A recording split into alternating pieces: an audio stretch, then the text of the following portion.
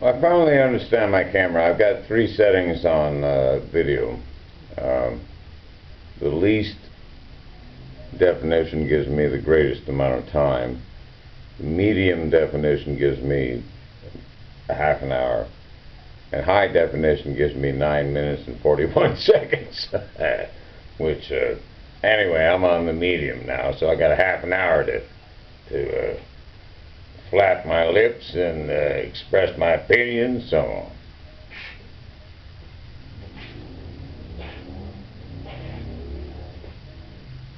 Now, the reason you don't see COVID-19 in strange attractors any longer is because it's leaning against the side of the house. And since it's painted in oil, it doesn't matter if it gets rained on or not. It'll certainly weather the storm.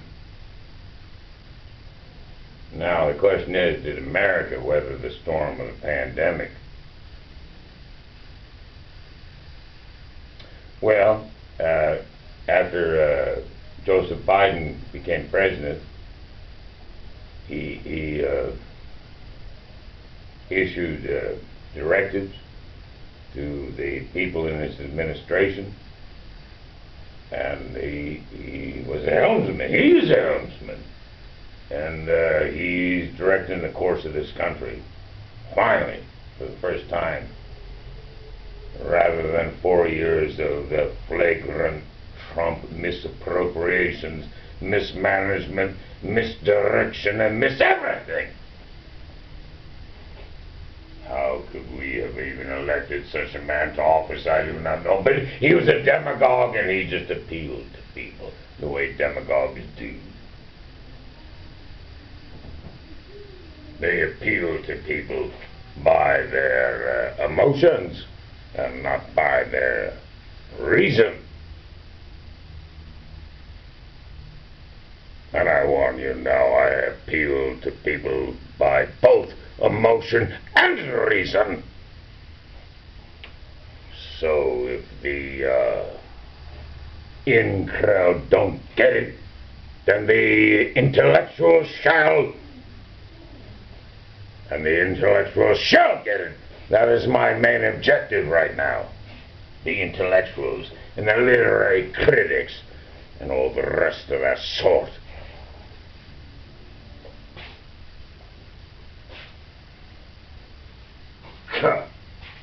That miserable, isolated, besmirching sort.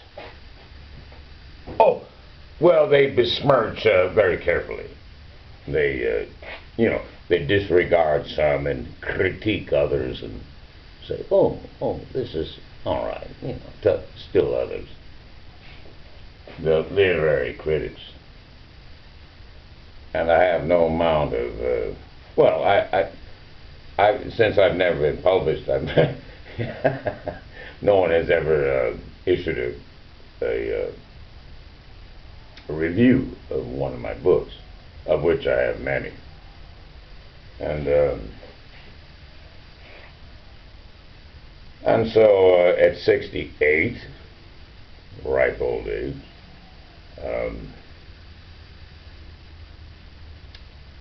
in the literary world, no one knows my name. No one at all. I may as well be anonymous. And that's how, any would-be writer is. He or she is basically anonymous until they capture their name, until they capture their voice, until they realize who they are, and they can say what they like,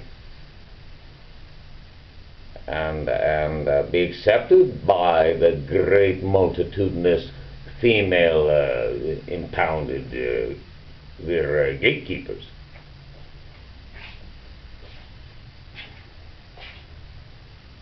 So the female impounded literary gatekeepers don't have much to say about a guy like me who ventures into the masculine. They don't like it, and they're not going to put up with it. Just like fucking, excuse my French, just like a finicky woman. And they are finicky. They have to be, because that is their livelihood. These literary gatekeepers. And I have no amount of disdain for them. And probably because they sense this, they don't want anything to do with me. And so they just pass me off. Not that my writing is not good. It is good. In fact, it is excellent. But I can't get any traction because of the female literary gatekeepers. That is my only and my sole objective right now, is to break through that goddamn barrier. And it is a barrier now. Feminist barrier. What the hell are they even thinking? Do they even realize what they're doing? I doubt it. Collectively, they are making a big fucking mistake by channelizing and, forget it, their aesthetic taste down to trivializing, demasculinization of man. And that is maybe not their intention, but their inadvertent inattention.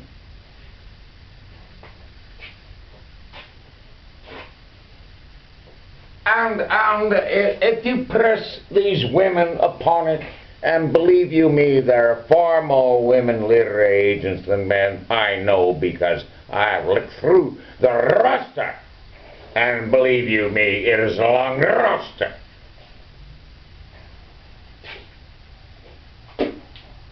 Well, you break through one of them, and the only way I did that was go to England. At least there. This woman was willing to at least glance at my manuscript. She saw the worth in it. I wish I could have taken up a correspondence with her, but, you know, she's busy, so I didn't press it.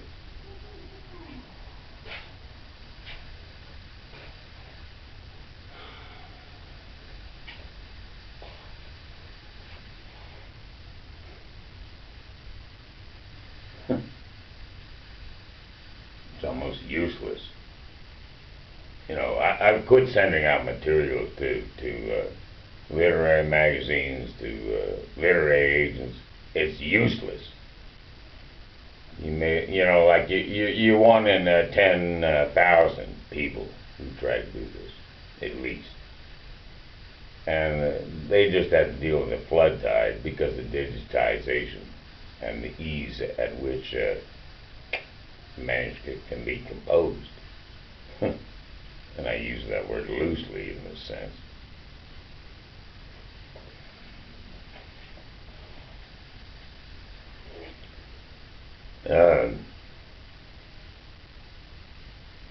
And the question of voice in literature is all.